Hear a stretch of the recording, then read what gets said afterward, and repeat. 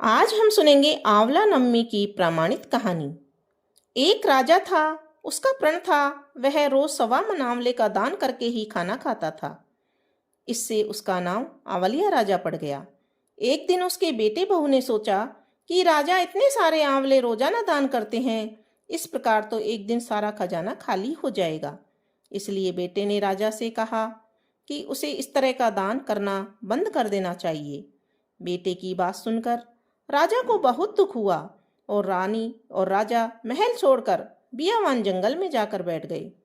राजा रानी आंवला दान नहीं कर पाए और प्रण के कारण कुछ खाया भी नहीं। जब भूखे प्यासे 7 दिन हो गए, तब भगवान ने सोचा कि यदि मैंने इनका प्रण नहीं रखा और इनका सत नहीं रखा तो विश्वास चला जाएगा। इसलिए भगवान ने जंगल में ही महल, राज्य और बाग बगीचे सब बना दिए और ढेरों आंवलों के पेड़ लगा दिए।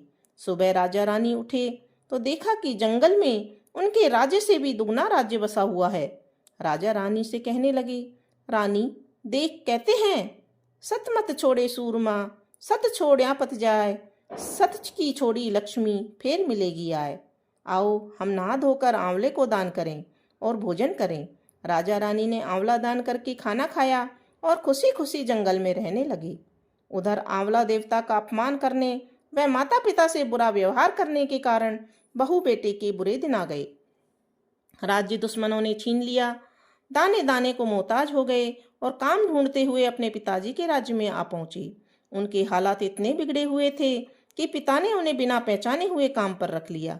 बेटा बहू सोच भी नहीं सकते थे कि उनके माता पिता इतने बड़े राज्य के मालिक भी हो सकते हैं, सो उन्होंने भी अपने माता पिता को नहीं पहचाना।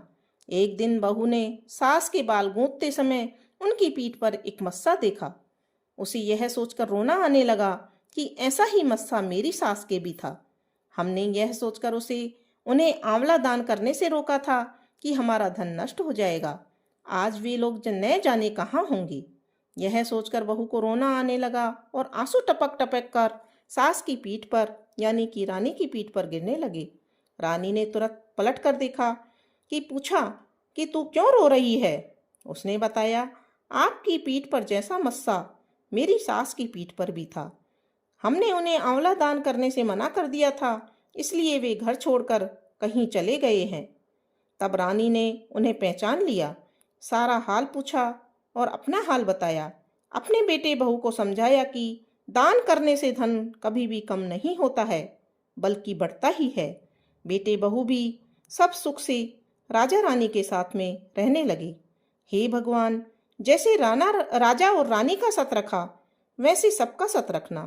कहते सुनते हुंकारा भरते ये जो भी कहानी सुने, उनका सबके परिवार को सुखी रखना। बोलो विष्णु भगवान की जय। बोलो भोले शंकर भगवान की जय।